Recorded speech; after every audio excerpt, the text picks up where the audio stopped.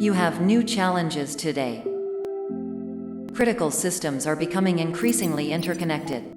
At the same time, new cybersecurity risks emerge.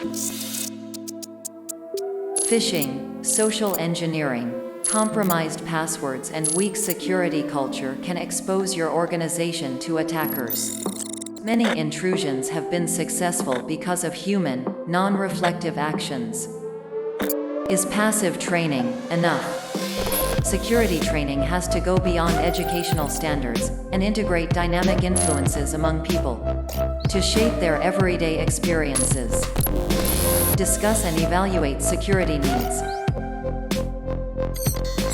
Analyze and reflect on real-life scenarios. Exactly what Instance Lab do?